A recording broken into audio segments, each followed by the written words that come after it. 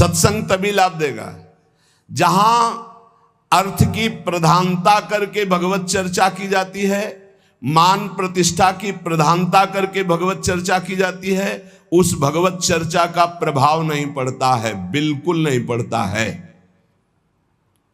वो ऐसा प्रभाव पड़ सकता है कि आप भी सुन करके वही बात सुना दे, नहीं।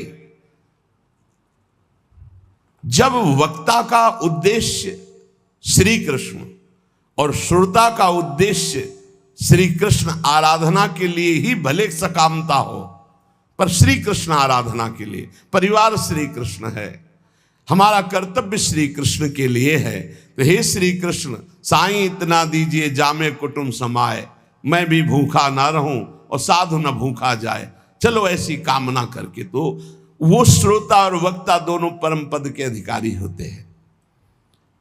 भगवान की चर्चा अर्थ प्रधानता का भाव लेकर या मान प्रतिष्ठा का भाव लेकर फिर वो रंग नहीं लाएगी।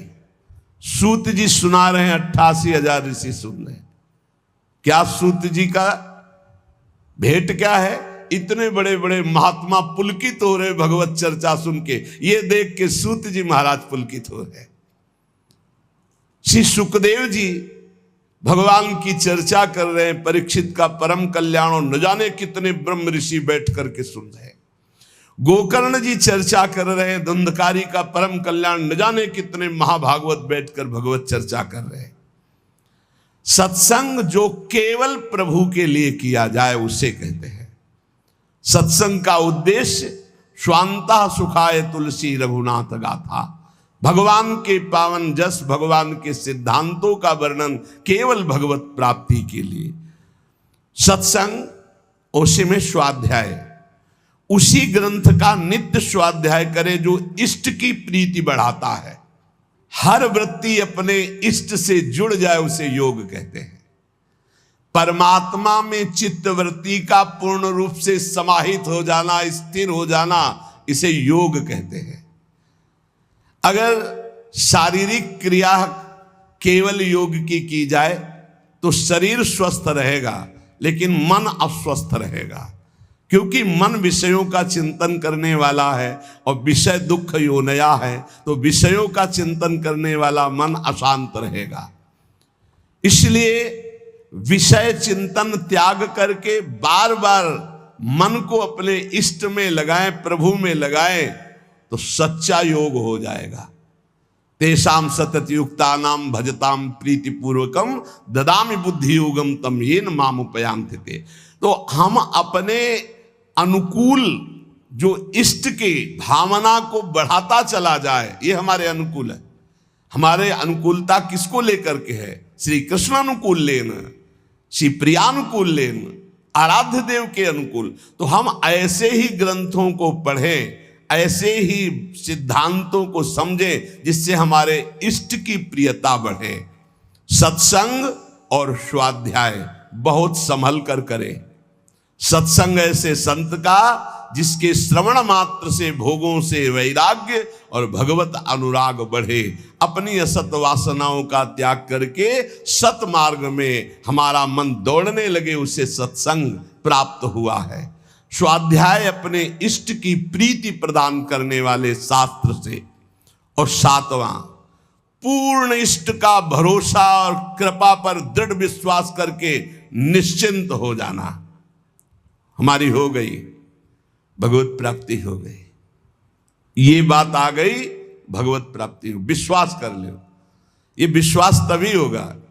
बहुत चिंतन हुआ हजारों बार। कल एक बोर्ड लिख के खड़े थे कि दरिया भी तेरी, लहर भी तेरी, नौका भी तेरी, खेने वाला भी तेरा, तो अब डूबने का भय कैसा?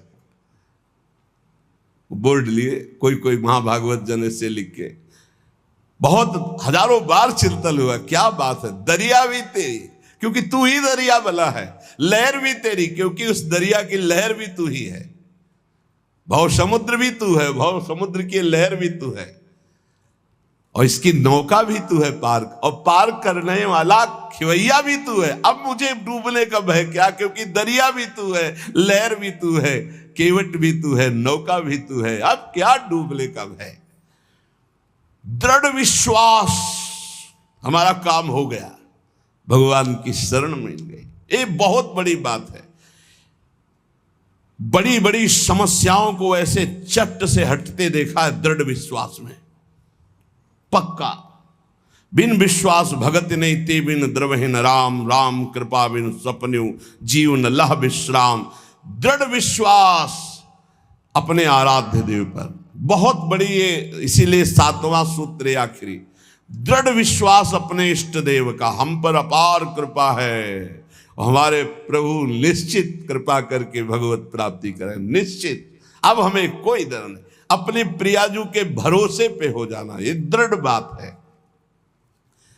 भोगों से वैराग्य की दृढ़ भावना, दूसरा कुविचार कुकर्म कुसंग का त्याग, तीसरा विषय चिंतन की गुंजाइश ही ना रह जाए ऐसे भगवत चिंतन का एक तार नाम जप, मंत्र जप, रूप लीला आदि का चिंतन। चौथा अपने इष्ट देव का ही नाम जप। पांचवा अपने इष्ट देव का ही गुणगान लीला चरित्र आदि में निरंतर श्रवण कथन आदि। छठवां सत्संग और स्वाध्याय इष्ट प्रीति बढ़ाने वाला। सातवां भगवत कृपा में दृढ़ विश्वास दृढ़ भरोसा अपने इष्ट का, इसी जन्म में निश्चित भगवत प्राप्ति हो जाएगी, ये इष्ट के भरोसे से। हमें चिंतन उसका नहीं करना पड़ता जो सबसे ज्यादा प्यारा होता है,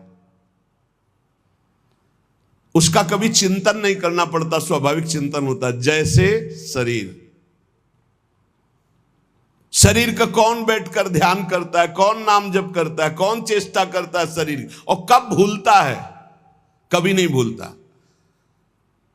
पूज्य श्री भाई जी हनुमान प्रसाद पोद्दार जी महाराज के वचन, जो सबसे बढ़कर प्रिय होता है उसकी स्मृति करनी नहीं पड़ती, स्वाभाविक होती। जैसे शरीर की, शरीर की इतनी प्रियता बढ़ गई है कि इसको हम कभी नहीं भूलते। मैं में इसको हमने समाहित कर लिया, मैं शरीर हूं, ये जपते नहीं हैं, स्मृति में हर समय बना रहता है। सब लोग बैठे हो देख लो, ज्ञान की बातें करने की बात अलग की कि मैं शरीर नहीं, में पांच भौतिक ढांचा है, लेकिन अंदर से देखो, अंदर से पूरा शरीर राग बैठा हुआ, मैं ही आरोपित हो गया शरीर में, अंतःकरण में मैं ही आरोपित हो गया। लेकिन प्यारे तुम भूल कर रहे हो, जो शरीर का भी आधार है वो प्राण, और जो प्राणों का आधार है वो आत्मा, और जो सबकी आत्मा है वही परमात्मा है, वही ईश्वर है। लेकिन उसकी तो स्मृति नहीं हो रही। शरीर का आधार प्राण, प्राणों को भी जो प्रकाशित कर रहा है वो कौन? आत्म तत्व। और जो सबकी आत्मा है वो कौन? बोले श्री कृष्ण, श्री हरि, प्रभु। तो क्या प्रभु की ऐसी स्मृति चलती जैसी शरीर की स्मृति? कभी हम भूलते नहीं, कभी हम स्मरण करने का प्रयास नहीं करते, हर समय स्मृति में रहता शरीर, क्योंकि बहुत प्यारा है। और इतना प्यारा है कि इसे मैं से हमने जोड़ लिया, मैं स्त्री मैं पुरुष, बस इसी में राग शरीर में। और जिससे हमारा स्मृति का तार जुड़ता है उससे अलग होना बड़ा भयभीत कर देने वाला विषय होता है, बड़ा भयभीत। भूल करके भी कभी किसी से अपनापन न करे, बहुत बहुत खतरनाक अपनापन होता है। अपनापन का नाटक करते करते अपनापन हो जाता है। झूठा खेले साचा होए, झूठ से भी किसी से ये न कहे कि हम तुम्हें बहुत प्यार करते हैं, झूठ से भी न कह ले, सच्ची हो जाएगा।